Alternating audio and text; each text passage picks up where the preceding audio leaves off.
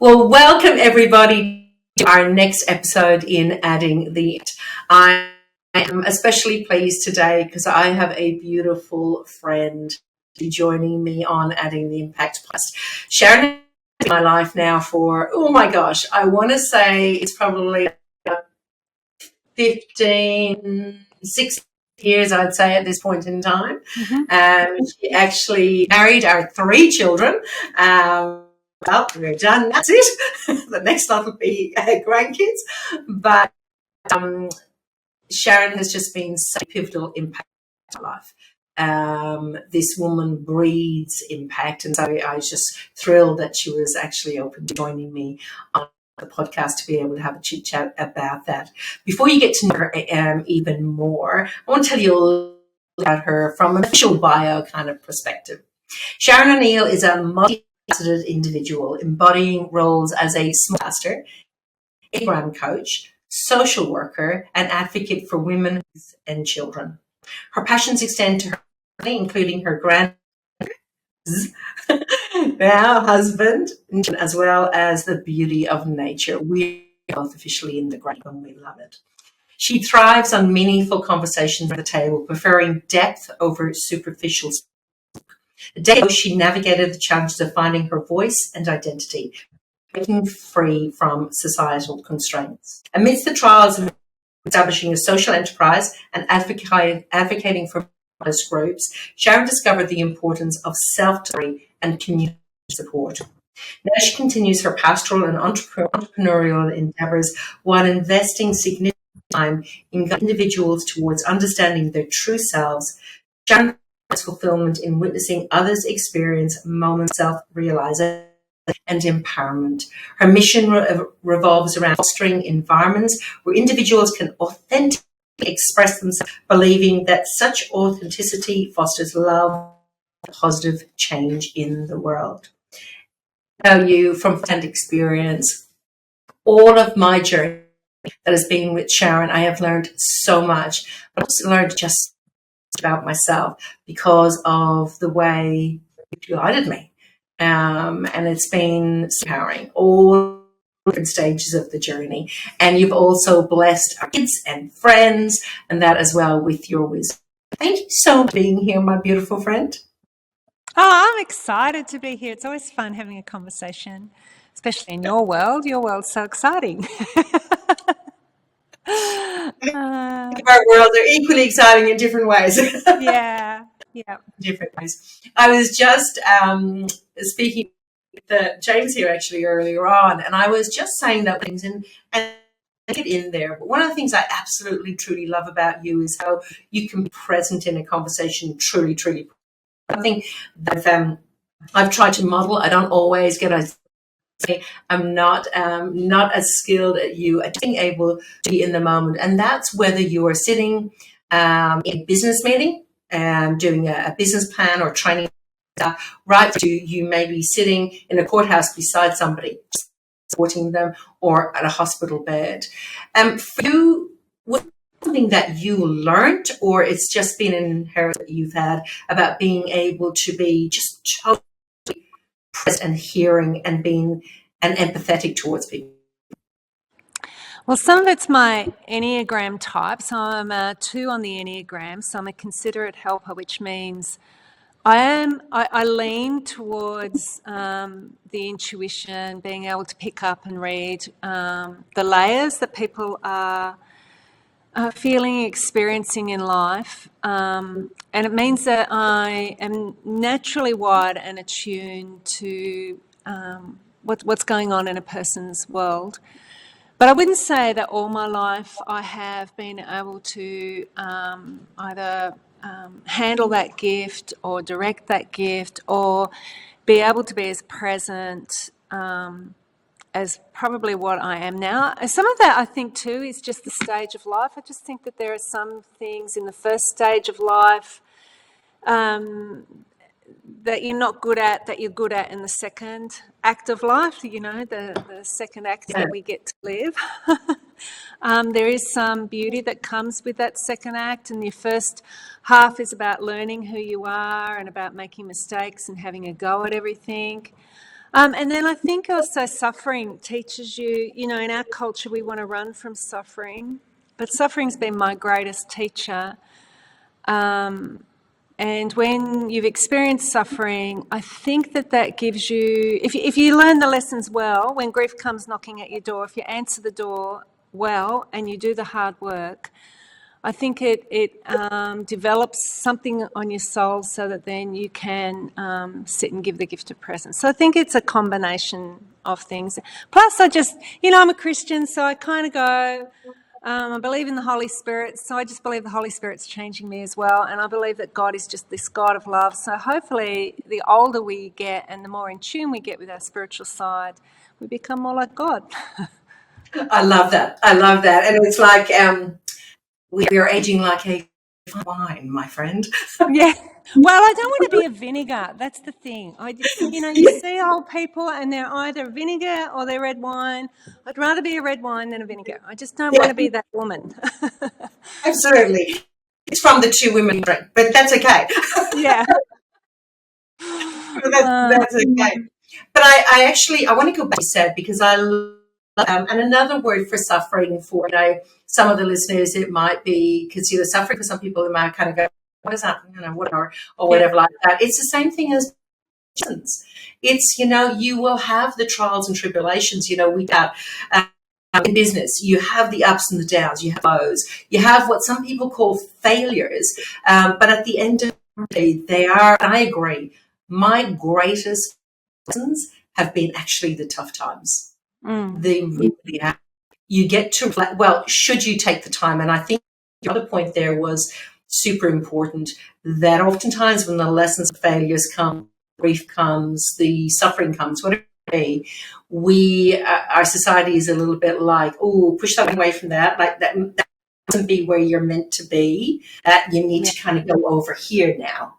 Yeah. And my motivation over it has been that if you don't deal with it here, it's popping up over here. Yeah, yeah. You agree? Yeah, we take ourselves wherever we are. But it's hard. It's hard when hard times come, because it's sort of hard to work out all the layers, isn't it? It's like in business, you get a P&L and you're reading your P&L or you're looking at your bank statement and it's not where you wanted it to be, and you kind of go, what else could I do? And at first you go to that place of failure and you go to, I just can't do this, I'm not wired for this, or the company's not empowering me, or whatever. We can go through all that, but when we actually go down into the deeper layers, then we learn the lessons, and then we can either make the decision to have one more go at it, or we make a decision, okay, maybe I need to go somewhere else or do something else. Yeah, but it's getting layers.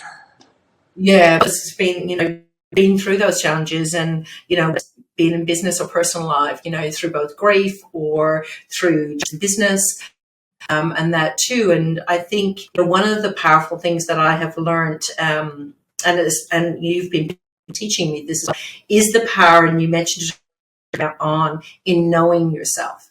At the end of the day, I talk about, because today we expand on when you know who you are, everything is.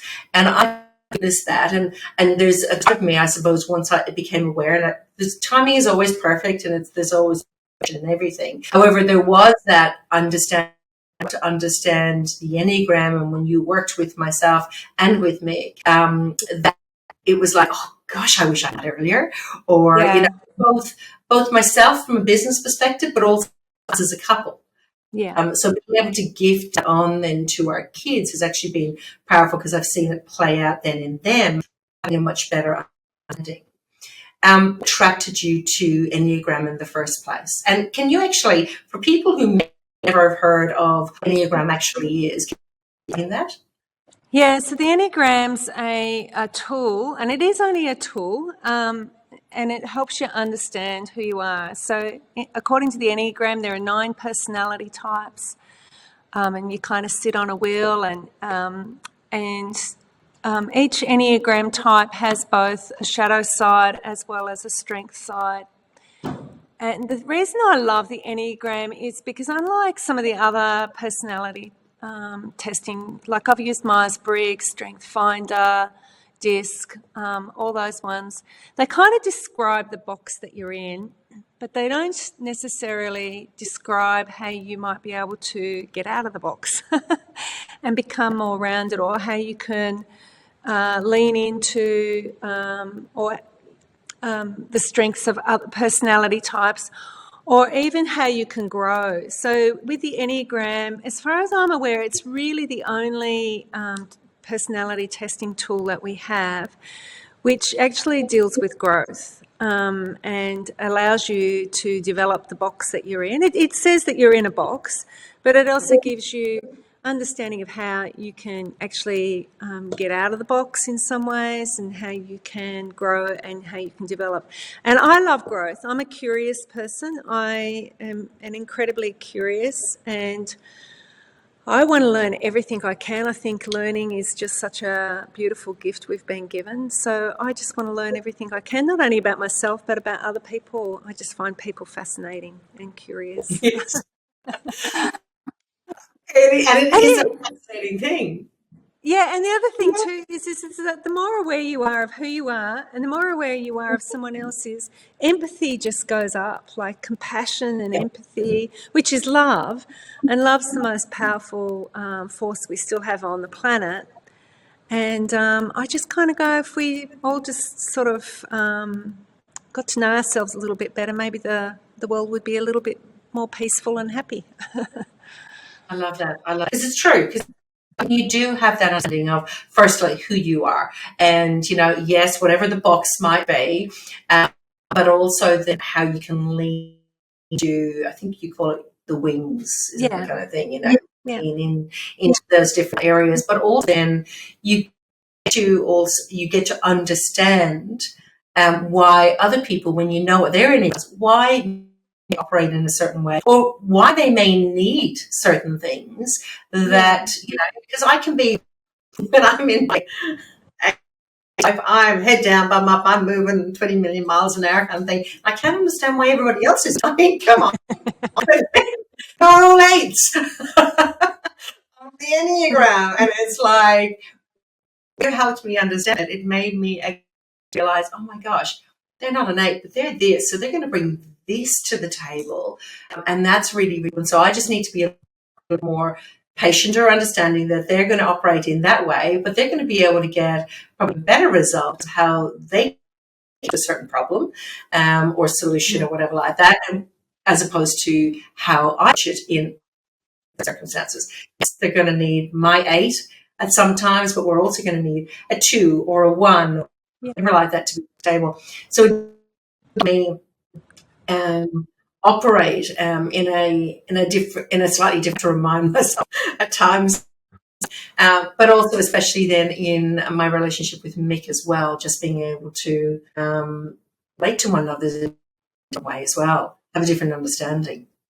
Yeah. I mean, I think the Enneagram's powerful when it comes to couple relationships, because you just have all these aha moments go on. Like, for example, if you're married to a 1, the 1s are our perfectionists. They wake up already with a critic in their head. They wake up with this voice in their head which is telling them that they've got everything's wrong, and all the things that they should have done the day before that they haven't done. And so, sometimes a 1 can be grumpy in the morning and it's because they've already got that critic in their head. And so if you're a partner of a 1, to not take that personally if they're grumpy in the morning, but maybe to meet a 1 with something positive or cheerfulness, then it takes that focus off that critic that's happening. Also for the 1, knowing that, being grumpy in the morning, understanding what's happening there, that it's not that the world's falling apart or that your life's falling apart. It's just that you've got this critic that's going on in your head that somehow you have to try and tone down and ignore if you want to enjoy a little bit of life. So it's just so powerful in terms of helping people understand one another as well as themselves. And it just gives you tools. You know, you're empowered to make change. You're empowered to love yourself. You're empowered to love others. You're empowered to be compassionate. You've got a tool in your hand that you can utilise. So getting to know yourself even better, if we come to you, and I know that you really stepped in, we talked about it in the intro as well, how you went into navigating, finding your own voice. So you're in church, and it can be interesting, just like in business, when it comes to female pastors and female leaders and the stand to be able to make, how sometimes we can be seen, like if we're a woman with a voice, and this can be starting to change in business, but it still has been slow, and it's exactly the same in church, where you can be seen as, I'm trying to think of nice words to use kind of thing, but you can be seen as somebody that they rather was quiet and just, being in the corner or whatever like that. Understanding yourself even more, how does that help you actually find your space? Because you're a massive advocate for so many different groups of people. Canberra, like you have no problem with making sure that your voice is heard, your opinion is heard, in a full way. And that I don't know anyone as good at you as you when it comes to the written word and cutting that down on paper, your thoughts down on paper in a respectful way, but in a way that gives a voice to the most. How did you step into that? Like, I'm assuming the first part of that journey was really getting to you. Yeah, it was painful the first half of my life. I just didn't really understand what I was coming up against. Patriarchy, misogyny. It infiltrates all of our culture, the church included, unfortunately.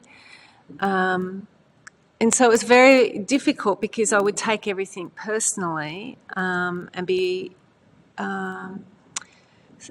So as a two, you're intuitive to what other people are feeling and thinking, and at the end of the day, you want them to love you. As a two, we want everyone to love us. And so when they don't love what you have to say or they don't love how you show up, for the first half of my life, I would take that quite personally, thinking that there was something wrong with me, that somehow I was too loud, too abrupt, too, I don't know, not loving enough, not caring enough, not compassionate enough, not. But as you get older and you start to really understand what issues are, like when we understand that women are living with that double bind where if they are assertive, they're seen as being extra loud compared to a man. But if they're not assertive, then nothing changes either. And so they can't be themselves. So understanding the dynamics of what's happening both in our world, both at a systematic or a structural level, as well as on an interpersonal level, it just helps you be yourself. And I love what Brené Brown says. She says you can't belong anywhere until you belong to yourself. And it's quite a powerful statement because we often want to make people belong. You got to make somebody belong to an organisation or a place of employment or a church or somewhere like that. But often where we come unhinged isn't anything often of what we do for somebody else. It's the fact that that person hasn't actually they haven't found how to belong to themselves yet. And so until you can belong to yourself, it's hard to have a voice. And that means being comfortable in your own skin. And I mean, I love speaking up for the vulnerable and the marginalised, and especially in this climate, I think the vulnerable and the marginalised are doing it tough. And the one thing I do have is a voice, and I think women in Australia don't understand how powerful we are.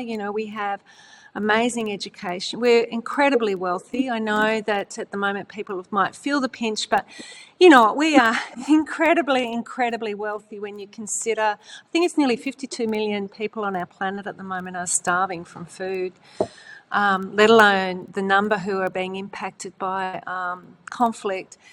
And Australian women, you know, like when I compare it, say, to countries like even the US, we have incredible freedom of opportunity. And so I don't think we understand our power or our voice. And I kind of go, I've in this stage of life where I know who I am, I'm willing to be misunderstood for the Yeah. sake of the marginalised. Yeah. But it takes I love that. work. You've got to be willing to do the work. You have to be. But you do, Sharon. I mean, I think that's the thing. People want to be at a certain space, but they've not gone, like they're looking at our chapter 50. And yet they're at their chapter 10 or 15 and they want to be there already, but they've got to actually be prepared to do the work and on the journey. But I also think, too, there was a really important statement that you said there, you're prepared to be misunderstood. And sometimes that's the thing. I know for myself, I held my voice for so long. I might have been, seemingly successful in business. There were lots of times when I had my voice, fear of being misunderstood or for fear of not being liked or, not being loved or whatever, those kind of things. And they turn into the not good enough stories. And so many of us have those not good enough stories, and female, and that, but in our profession of direct sales, it's primarily women, and it's a massive opportunity for us to be able to get to know ourselves, because there's so much training and development that's on. Not everybody's prepared to step into it, to do the action that actually takes the courage, and then to make the mistakes and pick yourself up again and learn through that so that you can get to that point. You go, I know who I am. I'm comfortable in my skin.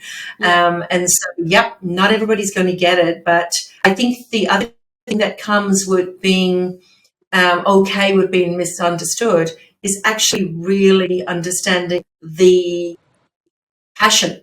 Like, what is it that you actually is important to you? Yeah. Because if it's nothing to you, there isn't something that you actually want to speak into or whatever like that, then you won't take the courage steps. Understood. Yeah. Would you agree? Yeah, and I think also, like with direct selling, you have to ask some questions around why direct selling has the image that it has, given the dollar industry that it actually is and its contribution to our economy. And if you're in that industry, then I kind of go, you have an obligation to advocate for the industry and to be savvy about that, not just thinking about yourself, but also thinking about your fellow sister, because it's a sisterhood in a sense, because like you said, the majority are women, and you are battling all sorts of things, like in terms of image, being seen as a legitimate business model, that it's not that it's not all the negatives of a pyramid selling scheme, and just because it doesn't have a location, like a building location, doesn't make it any different to any other kind of business that's out there. So I think that you do have to advocate, because I think it's a legitimate, and it's been a legitimate business from the day dot. Like if you go back to history, it's there. It just looked different. It just, women have been selling from their homes since the world began, I think. Because the barter system, there was all of the different things, and it was primarily, the women that would bake the bread and go sell it or whatever like that, like that right from day one kind of thing. There was probably party plans happening. It was just a different name, and then plastic bowls and everything else kind of thing. And of course, with the the advent of the web, social media, and then all of those kinds of things, it just took different forms. But I actually loved what you said too, because one of the areas I have recognized over the years, and even for myself in my own journey, it wasn't until I understood and really believed that this was a legitimate business model that I was proud of being a network marketing professional. That was when everything shifted. And so I could, stand very confidently in that space. And it was okay. I was actually in that arena. I was prepared to be misunderstood. If people didn't like it, that's okay. Them, that's okay. But as long as I knew that I could carry myself with integrity and do things the right way, like in all professions, there are bad players. Oh, it's totally. A profession. It doesn't make any difference whether it's the church, whether it's teaching, whether it's police, whether it's government, whether it's direct sales. There will be players. That doesn't mean that you can stand with pride around who you are. But again, I think it also comes with that courage that does come with getting to know yourself. Yeah. When I got to understand I'm 8 and all that carries with it,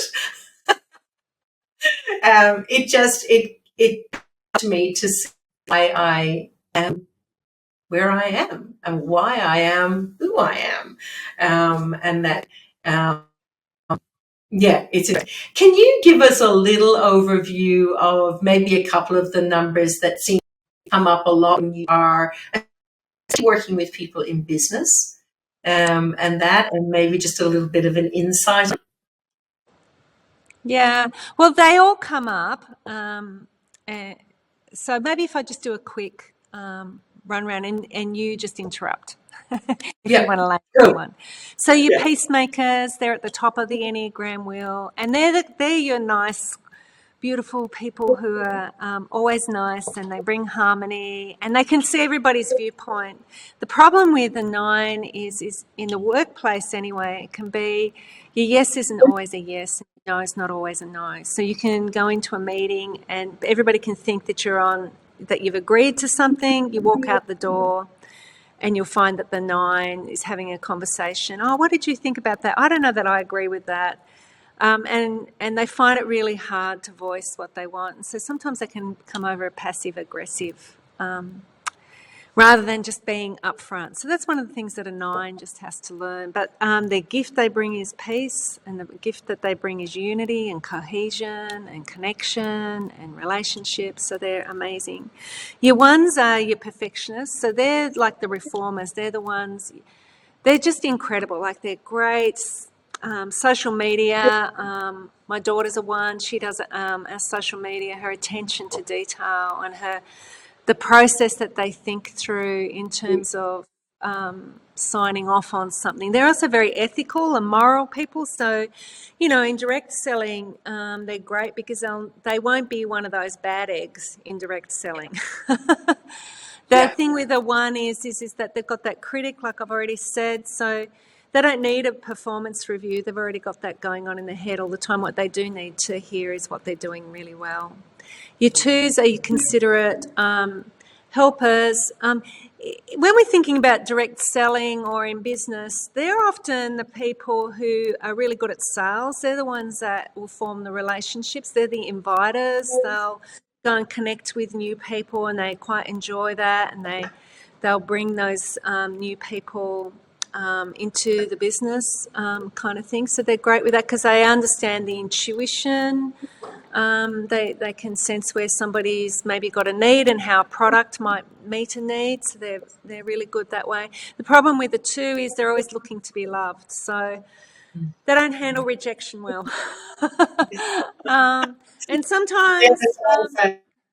And sometimes they don't realise that somebody doesn't want their help. They can keep going back for the sale when the person's actually closed the doors rather than looking for a new sale. Does that make sense? Yeah, totally.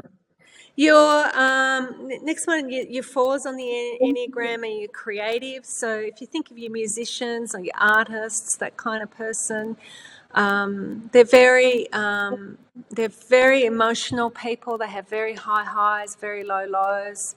incredibly creative. So again, in direct selling, you would see that they would be creative in terms of how they would sell. But again, they kind of do this push-pull thing where they can draw closer. They might go all out on a sales thing, and maybe they get a few rejections, and then they don't try anything for another month or two. So they're kind of constantly doing this push-pull thing. So that, it's part of the challenge is to learn how to manage that. Your quiet specialists are your fives, and they're probably the most innovative of all the Enneagram types. If you think of Bill Gates, for example, he would be an Enneagram 5. So they're constantly thinking through products, or, they're thinking about how does something work? How can I improve it? How can I make it better? How can I make a system better? How can I... So they're incredibly creative, incredibly pioneering, but they can get bogged down because they're always in their head. So they're not always in tune with what's happening elsewhere. And because they do like their quiet corner, they can just stay in their quiet corner and think until the cows come home rather than getting out and actually just doing something. And then you've got your sixes on the Enneagram, who are your loyalists. So they're highly relational, very loyal people. Once you've onboarded a six, they're incredibly loyal. Once you've gained their trust, they can be mistrustful to begin with, but they love routine, they love relationships, they're just amazing in that way. And then you've got your enthusiast visionaries, your sevens. And these are the fun people. These are the people with all the energy and fun and laughter. They're the people that turn up with balloons everywhere. They're just always positive. Love it. Love it. The problem is that if you hit a wall, or if they hit a wall, or if they hit a problem, they won't necessarily naturally want to go down into the layers to kind of figure out, okay, what went wrong there. And then you've got your eights, which are your challengers or your active controllers. They have the most amount of energy on the Enneagram. They can come out really forceful, firing, goal-oriented. And some people can get intimidated by them because they can feel like they're steamrolled by them. But underneath, they're just pussycats. And if you stand up to them, they actually see that as a sign of intimacy because you actually want to deal with a real issue, and so then you can actually become quite close with them. But what they're actually able to achieve on the planet is just amazing. And I think I missed out the 3. I did, but I missed the 3, which is your competitive achiever. And again, they next to an 8, a 7, and a 3, they both have similar energies, not quite the same as an 8, but the competitive achievers are, your success-driven people who want to succeed. They're able to walk into any room and figure out how to communicate. Their communication gift is just phenomenal, just amazing communication gift. The problem with a 3 is that sometimes they can be quite, deceitful is probably not quite the right word, but they're so success-driven that they forget to do the internal work and to be real. So they can come out salesy, do you know what I mean? Like just real sales person, schmoozy sales, rather than real. I love it. And it's like, and again, that's that overview of it. And I'm sure as some of you are listening to this, you kind of go, oh, that could be me. Oh, that could be me. What I'm working through this with Sharon after doing the actual assessment and then having that coaching on with Sharon, begin and you realise that, yes, you definitely are in, like I'm an 8 and I could see so many things. And also the power of this was kind of going, okay, how can I lean into, my 9 and my 7, or even in some things just learning about it. It really does take that next piece of the journey of really knowing yourself. Because like Sharon, like you have so many different ones over the years, the use in them all. Yeah. But I have to say the one that has been the most powerful and impactful for our family, I will say, even in the first instance, has actually been the Enneagram. Even kids understand one another, and that as well, I think, has been powerful. And knowing it even earlier is true is to self.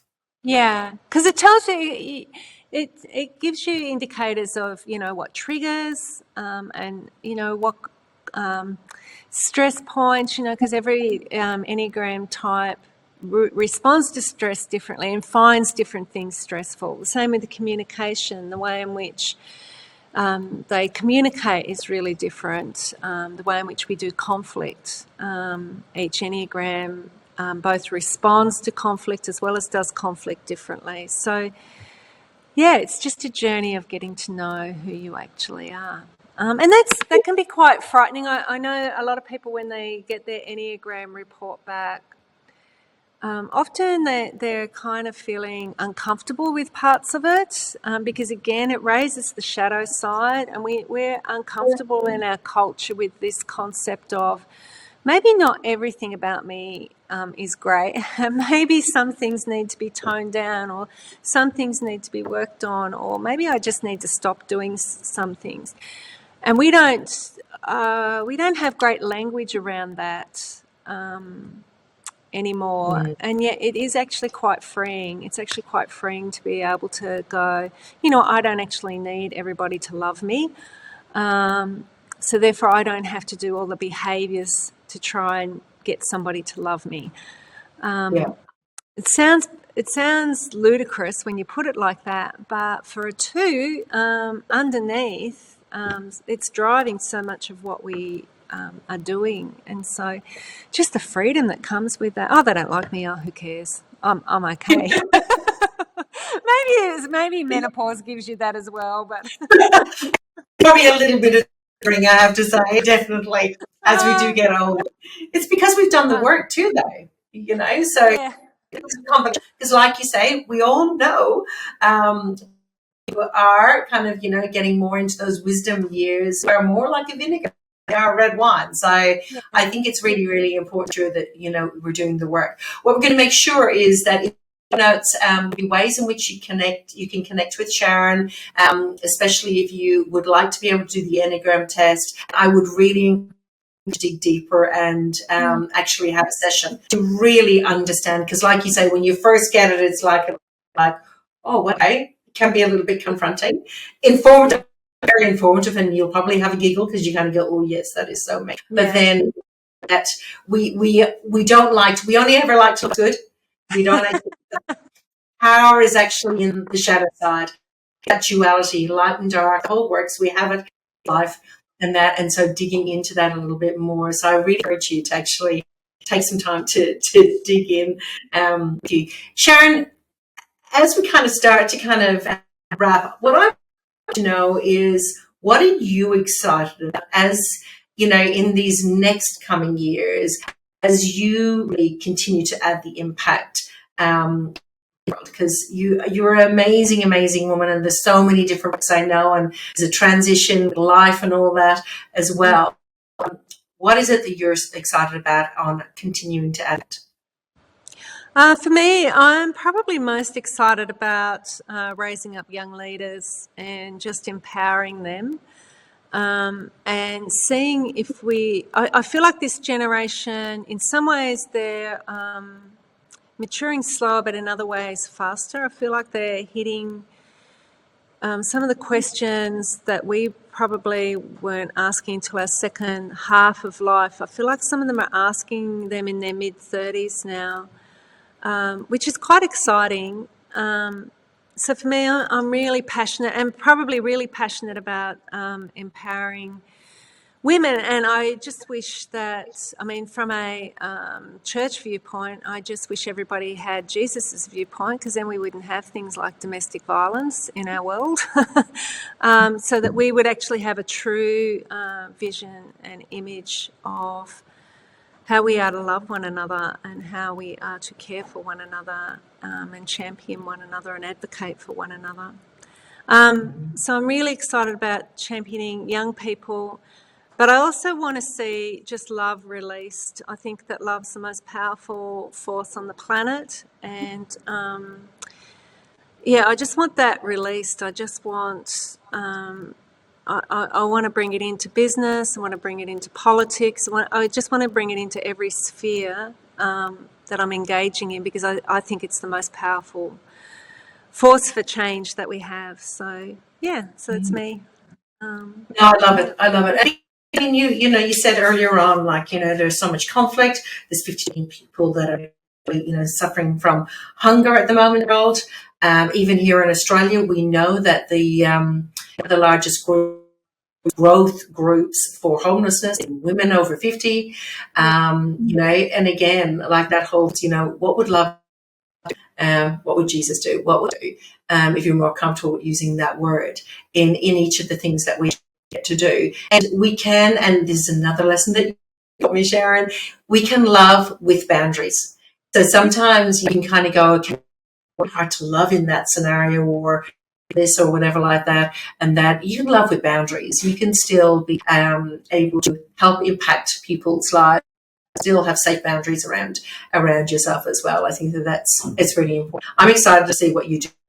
Already, I watch the Tail Race Church in Launceston, how you have actually championed young leaders through, and we're seeing that now with the baton changeover and Jono stepping into it, but also the whole community of within the church there, those young leaders stepping up in.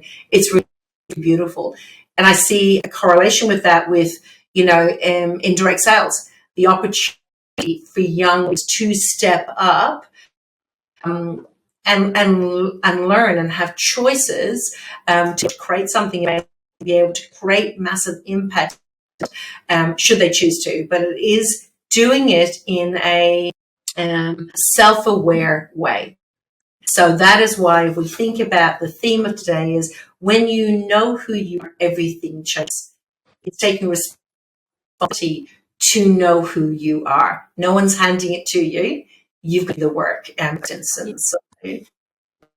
about that. Definitely. And look, direct selling is such a great industry for women, and especially for young women. There's, you've got flexibility, creativity, it can be relational. And not only that, I mean, I've seen, we've benefited from direct sellers, the youth that we work with. We've been able to help them in very tangible ways because of the generosity of direct sellers. So, never underestimate the call, the career path. It's powerful. Women are powerful. We're great connectors. So, it's a great career to go into. It is, and I love it. It's an amazing one, but I am a little bit biased, but that's okay. Got to advocate. No one else is going to advocate. Absolutely. Be proud out loud. We get massive impact. It's one of the most giving that I know. So, it is truly, truly amazing. Let's ask you some questions as we kind of to wrap up. If you were to give one piece of advice to your younger self, what would it be? Find a mentor faster than I did. An older voice that believed in me and could help distill some of the voices that were going around me. And I'd probably go for a female leader as opposed to a male leader. Somebody who was wiser and who understood a lot of the gender stuff, so that then they could sort of say, that's not you, this is this operating. So then I wouldn't have personalised so much stuff. It's great advice, absolutely. What's your book right now? My favourite book at the moment? Oh, that one's I really struggle with that one because there's just so many that I love. But I do find myself going back to Brené Brown's Atlas of the Heart. I do enjoy that one. I think there's so much wisdom in that book. I'm often pulling that apart, trying to understand it. I love her work. What song do you listen to when you need to feel motivated? Probably the fight song. I love that one too, actually. It's a good one. Yeah. Do. Yeah, yeah, yeah. Gonna What's take your this favorite? on. I'm gonna win. Yes. Man, I can just see you down the tailways. What's your favorite quote? It would be a Bob Goff one, where he talks about men and women were created to work together, not separate work, but together work. It's a way of love, which is the most powerful force we have on the planet. I Yeah, I love love that it. one because when you really begin to unpack what he's saying, it's just powerful.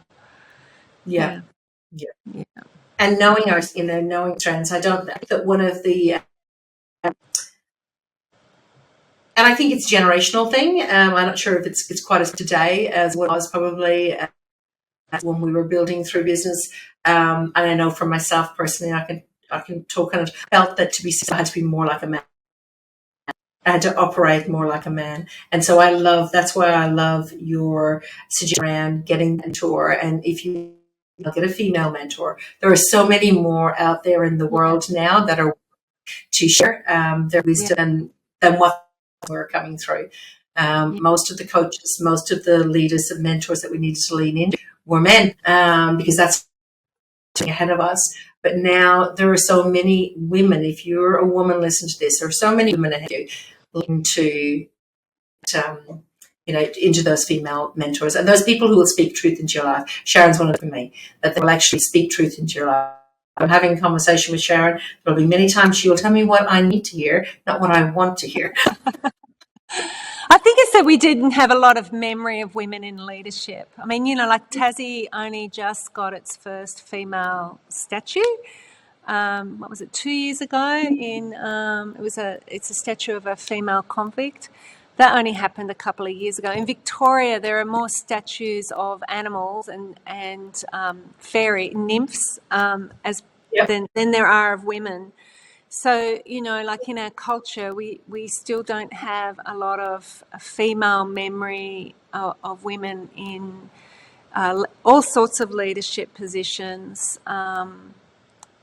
So it makes it hard. And then I think one of the challenges for the younger generation is that sometimes I feel like they're compromising some of their, I don't know, influences, if you want to put it that way. I kind of go, you really want to follow, you really want to. It feels like a step backwards for women as opposed to a step forwards because I feel like there's some areas of compromise there. So I don't know. I would be careful about who you choose. I would find somebody who had some understanding of how to use power and leadership and had a brain on their head. Can you say that? Yeah, for good and for impact. So people that actually are for good and for impact. I get what you're saying because it is so easy to just hit follow, even with regards to say social media and whatever like that. Really, I think this again to the whole thing today. When you know yourself, everything changes. Like when you Yeah. truly know who you are, what you want to stand for, what you're passionate about, and the impact you want to make in the world, the choices you make, who you have in your world, from a speaking into you. So, and that is from the accounts you follow, podcasts you listen to, books you read, Yeah. the whole lot, the music you listen. We were an Uber in weeks ago, and asked the guy to turn off the radio because the language was like at a nervous system level. I had a reaction to it. It was like so being you wiser with this you Yeah. make all of those things when you have the right people speaking to your life. So Yeah, definitely. it's powerful. Thank you, my friend. It has been Thank so you. awesome. We will make sure that your contact details. I'm going to really, really encourage you, if you're watching this, take the time to find more about Anita. Take the time to really get to know yourself. And I also encourage you to take the time to check in because I think she's an amazing person. She's got some absolutely fantastic wisdom that comes out of her heart and mind. too, if you want to dig deeper into truly understanding who you are, there's no better person than to be on the journey. Thank you, my friend. I really appreciate it. Thank you.